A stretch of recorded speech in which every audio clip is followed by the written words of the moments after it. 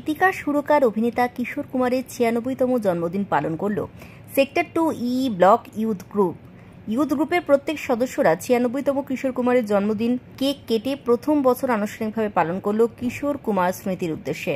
ক্লাবের সাধারণ সম্পাদক সাজান দাস জানান, তিনি শুধু শিল্পী না, অমর শিল্পী। অন্যদিকে assistant cultural secretary Pritam Guha জানান, দেবপ্রিয় চক্রবর্তীর উদ্যোগে কিশোর কুমারের যে স্মরণ এবং জন্মদিন পালিত হচ্ছে তা তার কাছে শ্রেষ্ঠ। আগামী দিনে কিশোর কুমারকে নিয়ে ইউথ ক্লাব যে অন্য চিন্তাধারাও করছে তা স্পষ্ট বোঝা গেল এই অনুষ্ঠানের মধ্য দিয়ে। সল্টলেক থেকে সন্তু চ্যাটার্জির রিপোর্ট, সংবাদ এই সময়। Happy birthday Kishore Kumar, happy birthday to you. ৯৬তম জন্মদিনটাকে আমরা অনেকদিন থেকে ভেবেছিলাম পালন করব।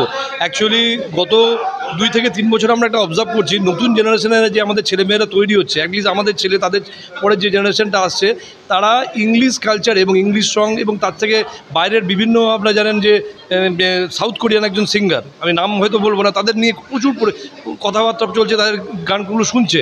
কিন্তু আমরা একটা জেনে দেখলাম যে আমাদের জায়গায় যে এত সুর সম্রাট ছিলেন কিশোর কুমার, তার নাম, একে নতুন করে বলার কিছু নেই, ভাষা নেই, আমাদের সারা জীবনই আমাদের মনের মণিকোঠায় থাকবেন এবং থেকে যাবেন।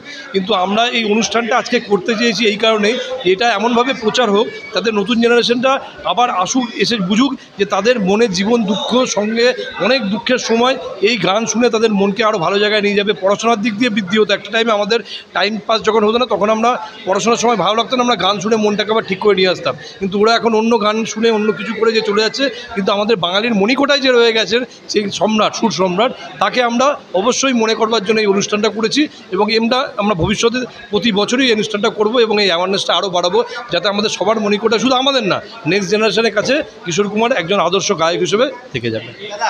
ভারতরত্ন পাওয়ার উনি যোগ্য উত্তরাধিকার এবং ওনার পাওয়া দরকার, এবং সেই জায়গায় দাঁড়িয়ে অবশ্যই যারা যে সমস্ত অথরিটি আছে তারা সেসব চিন্তা করবে তাকে দেবেন কি দেবেন না। কিন্তু আমরা এই ক্লাবের পক্ষ থেকে বলতে পারি যে ওনার এটা পাওয়া উচিত, আমাদের বাঙালির মণিকোঠায় সমস্ত বাঙালির গর্ব, ওনার এটা পাওয়া উচিত। কিন্তু বাকি কীভাবে করবে না করবে সেটা আমরা সমাজের কাছেই ছেড়ে দিলাম, মানুষের কাছেই ছেড়ে দিলাম। নতুন এআই আসার পর গলার যে আমাদের মেন যে ভয়েস ছিল, আমাদের ভয়েস থেকে এটাকে কপি করে ট্রান্সফরমেশন করছে, এআই দিয়ে নতুন গানের সৃষ্টি করছে। এআই আমাদেরকে রিপ্লেসমেন্ট কোনোদিনই করতে পারবে না। যা বলছে এআই আমাদের হয়তো সহযোগী হয়ে দাঁড়াবে, কিন্তু ওই গান আর গলার মেলোডি যে আমাদের ভগবান যে প্রদত্ত যে জিনিস আমাদের দিয়ে গেছেন এবং ওনার মধ্যে যেটা ছিলেন, সেই জিনিস তো কোনোদিনই তৈরি করা সম্ভব হবে না।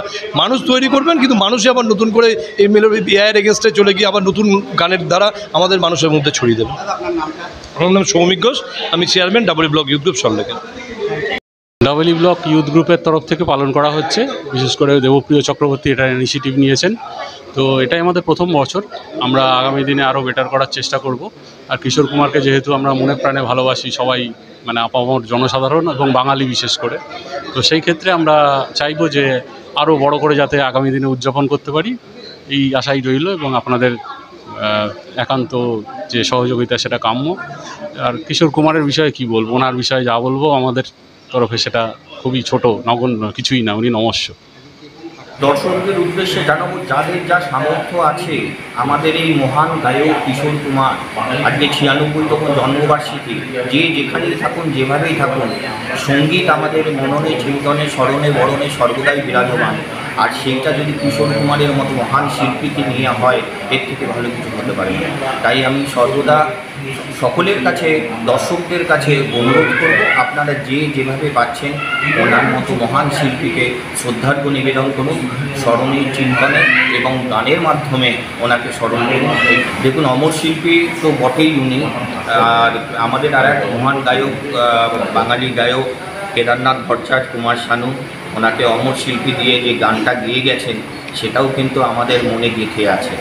তাই উনি একাধারে অমর শিল্পী, একাধারে বিশ্বমানের সঙ্গীত শিল্পী, এটা বলতে